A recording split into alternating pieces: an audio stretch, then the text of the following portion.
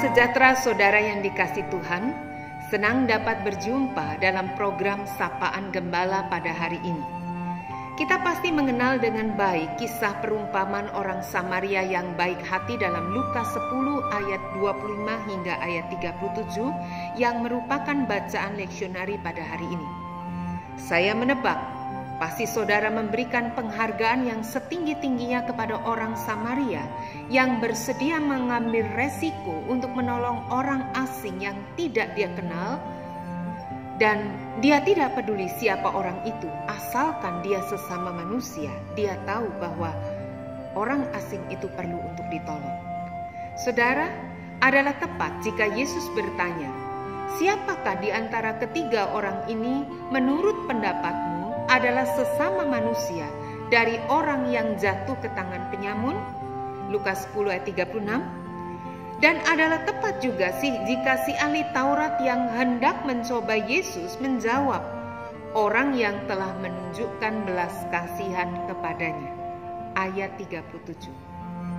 Ya, kita tahu dengan jelas bagaimana sebelumnya seorang imam dan orang Lewi yang juga berada di jalan yang sama namun tidak berbuat apa-apa untuk menolong. Ada yang menarik di sini. Penulis Injil Lukas mencatat hal yang sama pada imam dan orang Lewi, yaitu apa? Ia melewatinya dari seberang jalan. Baik imam maupun orang Lewi melewatinya dari seberang jalan. Mungkin kita ingin tahu mengapa demikian. Apa artinya? Hukum Taurat mengatur bahwa setiap orang yang menyentuh mayat adalah najis, sehingga mereka tidak bisa datang kepada Allah baik untuk berdoa maupun untuk memberikan persembahan. Mungkin saudara bertanya, "Lah, apakah korban kejahatan ini betul-betul sudah menjadi mayat alias meninggal?" Belum tentu, bukan? Betul. Justru karena mereka tidak tahu dengan pasti, maka mereka tidak mau mengambil resiko. Menyentuh mayat berarti mereka akan najis, sekali lagi, sehingga mereka tidak bisa beribadah kepada Allah. Sampai di sini kita paham, bukan? Nah, saya menebak mungkin saudara akan bertanya, apakah memang Allah menghendaki orang datang beribadah kepadanya sementara mengabaikan kebutuhan sesamanya, terlepas apakah ia sudah meninggal atau tidak? Saudara, betul. Disinilah inti persoalannya. Jika mereka mengenal Allah dengan sepenuh hati, mereka pasti paham apa yang harus dilakukan. Ya, bukan meninggalkan atau mengabaikan orang yang sekarat ini, namun sebaliknya merengkuh dan menolongnya. Dengan kata lain, mereka gagal paham hati Allah. Ibadah yang mereka jalankan hanyalah lahiriah saja. Mereka berdoa kepada Allah namun hatinya jauh daripada Allah. Saudara, kita telah menjalani masa pandemi lebih dari setahun. Lebih dari setahun pula kita hanya beribadah di rumah. Tidak ada yang melihat kita apakah kita khusyuk berdoa atau tidak. Juga tidak ada yang memuji kesalehan kita.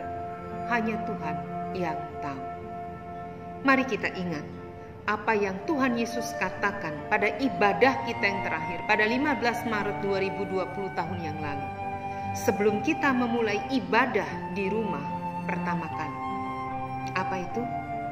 Yohanes 4 ayat 24 yang merupakan bacaan leksionari kita pada hari ini. Hari itu, Allah itu roh. Barang siapa menyembah Dia harus menyembahnya di dalam roh dan kebenaran. Ya, saat seperti inilah ibadah kita diuji. Apakah kita hanya menjalankan ibadah secara lahiriah? Menjadi orang yang legalistik, yang hanya mentaati hukum tanpa memahami esensinya?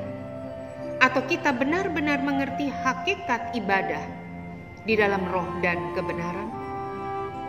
Semoga kita memahami dengan baik makna ibadah dari hati.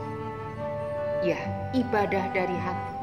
Dan kita mewujudkannya dalam hidup kita, di setiap aspek hidup kita, di setiap waktu. Bukan hanya pada hari Minggu. Saudara mau? Mari kita berdoa. Ya Allah, Tuhan mengenal hati kami. Biarlah kami sungguh-sungguh menaruh Tuhan di segenap segi kehidupan kami, di setiap aspek hidup kami, sehingga kami mampu memandang segala sesuatu, juga sesama kami seperti Tuhan memandang, mengasihi mereka seperti Tuhan mengasihi. Bantulah kami Tuhan, untuk dapat memiliki hati Tuhan, dan kami boleh beribadah dari hati kami. Tuhan mengerti, kami mohon dalam nama Tuhan Yesus. Amin. Tuhan memberkati kita semua dimanapun kita berada.